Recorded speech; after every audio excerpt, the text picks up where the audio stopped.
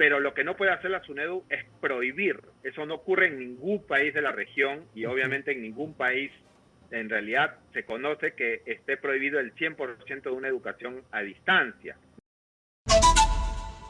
Buenas noches, bienvenido, éxitos. Muy buenas noches, gracias por la oportunidad. Buenas noches. Entiendo que la PCM esperaba un informe en el cual se pueda justificar el por qué básicamente se determina un porcentaje mínimo, máximo de clases virtuales y presenciales en la educación superior en el país, pero información que no fue alcanzada finalmente. ¿De qué tipo estamos hablando? ¿Qué tipo de información, de análisis debió haberse hecho previamente para garantizar una adecuada enseñanza educativa en modalidad virtual? La SUNEDU lo que debió presentar fue un estudio de impacto de su norma, ¿no? O sea, en cuántos jóvenes se va a afectar con esta limitación a la educación a distancia, por qué, cuáles son la justificación técnica que lo llevó a tomar esta decisión. Lo que la PCM justamente le ha ordenado a la SUNEDU es que derogue estas normas porque evidentemente está afectando el proyecto de vida de cientos de miles de jóvenes que su única oportunidad es la educación a distancia. Y en realidad esto se hace en el marco de una ley. No es que la PCM se le ha ocurrido o es una opinión de la PCM. La PCM lo está ordenando a la SUNEDU la derogación porque así lo determina el decreto legislativo 1565, ¿no? Hay una ley que obliga a todas las entidades del Poder Ejecutivo a que tienen que hacer un análisis de impacto regulatorio para poder justificar estas normas. De lo contrario, se consideran derogadas. Y se había cuestionado muchísimo porque se había brindado cifras que desde que inició, se potenció con mayor fuerza la educación virtual, más personas habían iniciado una educación superior y que esto iba a limitar la posibilidad de que las personas puedan estudiar si son padres, madres de familia, si están en otro país, por ejemplo, o en otra región o en otra ciudad, que sabemos que es complicado movilizarnos. Efectivamente, estamos hablando de cerca de 250.000 jóvenes que a partir de la pandemia empezaron a estudiar en una educación a distancia y como tú bien lo has señalado, estamos hablando de madres de familia que no pueden dejar a sus hijos para asistir a una clase presencial, de jóvenes que trabajan en situaciones, digamos, en ruralidad o que no pueden estar presentes por razones laborales. Entonces, o porque razones económicas no se pueden trasladar a un centro físico universitario. Entonces, la educación a distancia es un derecho que tienen los jóvenes, para, obviamente con condiciones de calidad, pero también tenemos que hablar de que las tendencias internacionales y el COVID aceleró esas tendencias, eso hacia la transformación digital y hacia la virtualización de la educación superior. Entonces, la SUNEDU no solo está afectando el derecho de cientos de miles de jóvenes, sino que también estamos mirando el futuro con retrovisor. Estamos realmente mirando o no estamos alineados hacia dónde está yendo la educación superior en este proceso, digamos, de transformación digital y de virtualización de la educación. Todas las mejores universidades del mundo ofrecen ya educación a distancia y sin estas limitaciones que la SUNEDU pretende hacer con porcentajes que no tienen ningún sustento técnico, ¿no? O sea, los funcionarios de la SUNEDU salen a defender que el 80%, que el 70%, pero no hay ninguna justificación técnica para establecer el 80%, solo para que la audiencia lo entienda. Si un programa tiene 80% de virtualidad, significa que un año el joven tiene que estar yendo a unas clases presenciales, ¿no? Entonces, obviamente, eso afecta el proyecto de vida de miles de jóvenes cuya única oportunidad es la educación a distancia. Entonces, este tema de los porcentajes que pretende establecer la SUNEDU como límite de la educación a distancia es lo que está la PCM señalando que se tiene que corregir, ¿no? Porque obviamente atenta contra el derecho de los jóvenes a acceder a una educación superior. ¿Y se logró entender desde la SUNEDU el por qué el 20% presencialidad, 80% distancia, por qué no un 30%, por qué no un 40% de presencialidad? Para entender un poco la justificación de ese margen de presencialidad que estaba exigiendo SUNEDU a las universidades dentro de sus plataformas de educación a distancia. No, y en realidad hay que señalarlo claramente. Este es un problema que la SUNEDU viene arrastrando de años anteriores, ¿no? No es un problema nuevo. Lo que pasa es que esta SUNEDU, el actual Consejo Directivo, ha agudizado el problema porque el anterior consejo directivo había aprobado los programas 100% a distancia para los jóvenes que trabajan.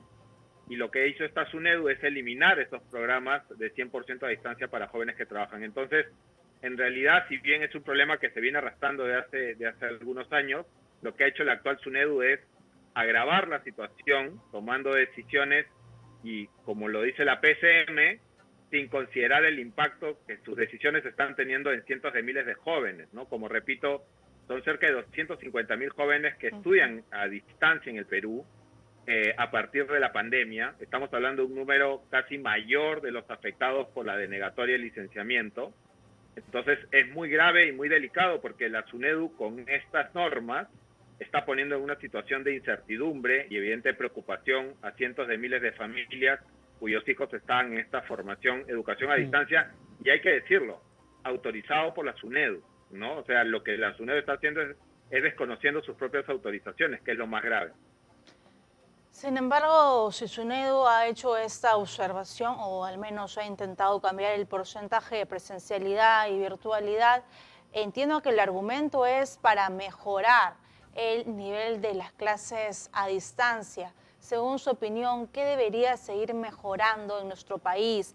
Porque entiendo yo de que ya es muy común en otras universidades, incluso en el exterior, tener una gran plataforma, la educación virtual es muy factible, hay avance tecnológico, inteligencia artificial. ¿Cuánto nos falta a nosotros para llegar a ese nivel? Hay que diferenciar lo que es velar por las condiciones de calidad, supervisar las condiciones de calidad, que ese es el rol de la SUNEDU, con prohibir la educación a distancia. Son dos cosas diferentes, porque si una cosa es que la SUNEDU establezca condiciones exigentes de calidad que todos reconocemos y aplaudimos, que supervise que esas condiciones se den, y otra cosa es muy diferente, que prohíba la educación 100% a distancia. Entonces, al prohibir la educación 100% a distancia, en realidad la SUNEDU está renunciando a su rol de garantizar la calidad de una educación a distancia, ¿no? Entonces, lo que sí se le debe pedir a la SUNEDU, sin duda, es establece las condiciones de calidad, establece adecuados procesos de supervisión, y a las universidades que no cumplan con sus condiciones de calidad, supervísalas, fiscalízalas y sanciónalas. Eso, nadie está defendiendo una educación de distancia de mala calidad, por el contrario. Pero lo que no puede hacer la SUNEDU es prohibir. Eso no ocurre en ningún país de la región y obviamente en ningún país en realidad se conoce que esté prohibido el 100% de una educación a distancia, ¿no? O sea, eso no ocurre en ninguna parte. En realidad, en los países la educación a distancia se empieza a considerar a partir del 80 al 100%, ¿no? En el Perú han limitado hasta el 80% la educación a distancia, lo cual no tiene ninguna justificación técnica. Entonces, que la SUNEDU exija condiciones de calidad, en eso estamos todos de acuerdo. Creo que es muy importante que exija condiciones de calidad, que establezca procesos de supervisión y fiscalización, pero lo que está haciendo la SUNEDU con estas normas es prohibiendo la educación a distancia, ¿no? Limitando con ello la posibilidad de que jóvenes puedan acceder a una educación a distancia de calidad, y eso es lo más grave, y que esperemos que respete la legalidad, porque si la SUNEDU no respeta lo que está señalando la PCM, obviamente está cayendo en una situación de ilegalidad, ¿no? Y ahí también va a ser muy importante la posición que asume el Ministerio de Educación como ente rector, porque ya estamos hablando de que el Poder Ejecutivo a través de la PCM está pronunciado, y es muy importante que el Ministerio de Educación también manifieste su posición con respecto a cómo la SUNEDU está dañando el derecho de los jóvenes a acceder a una educación a distancia de calidad. Pero cuando hablamos de calidad, también hablemos lo que decide el Parlamento. Por ejemplo, la extensión de esa norma que faculta a las universidades a seguir contratando a profesionales que no tienen maestría, solamente una licenciatura, un título profesional, para que ejerzan la docencia en nivel superior. Esto contraviene la calidad que precisamente se persigue aquí en el país en la formación profesional. No solamente se trata de decisiones con poco fundamento que uno pueda tomar, sino también de decisiones que el Congreso adopta en desmedro de la calidad educativa de los futuros profesionales.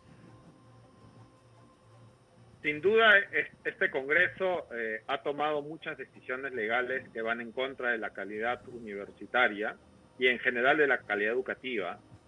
Esto hay que señalarlo y hay que insistir en que en realidad tenemos congresistas que lamentablemente van en contra digamos, del interés superior de los estudiantes y a su derecho a recibir una educación de calidad, ¿no? Lo que tú señalas es un ejemplo más de ello, pero se han dado diversas normas lamentablemente en los últimos años y en los últimos meses que más bien han debilitado el rol del Estado para garantizar una educación de calidad, ¿no? Entonces, sin duda, este Congreso será recordado como un enemigo directo de la calidad educativa y esperemos que esto se pueda revertir, ¿no? Pero sin duda creo que no debemos dejar de insistir en la necesidad de que la SUNEDU, y en este caso también el Ministerio de Educación, porque no olvidemos que el Ministerio de Educación designa un miembro del Consejo Directivo de la SUNEDU, ¿no? Entonces el Ministerio de Educación también tiene una responsabilidad en esta situación. Si la SUNEDU, si el Ministerio de Educación nombra un miembro del Consejo Directivo de la SUNEDU, lo que se tiene que velar es por el derecho de los jóvenes a acceder a una educación universitaria de calidad. Y lo que está haciendo la SUNEDU es abiertamente una ilegalidad, y ahora ya no solamente es una posición de especialistas o de las universidades, sino ya es una posición directamente de la presidencia del Consejo de Ministros, ¿no? Entonces, que es el Poder Ejecutivo el que le está exigiendo a la SUNEDU que cumpla con la legalidad, y esperemos que el Consejo Directivo reflexione y realmente, pues, digamos, atienda y no genere mayor preocupación en los cientos de miles de familias que están en una incertidumbre, ¿no? Porque en realidad sacan normas, las declaran ilegales y generan, pues, toda una preocupación y una incertidumbre muy grande en la familia de los jóvenes, especialmente que trabajan para poder estudiar. Y sobre todo que el enfoque debería ser generar oportunidades, ¿no? Si lo dice la cifra de que más personas se han animado a una educación superior, considero que deberíamos, en vez de censurar, fortalecer ello e invitar que más personas que trabajan o que tienen una vida complicada puedan hacerlo al menos a través de la virtualidad. Muchas gracias, señor Mori. Muchas gracias por su opinión.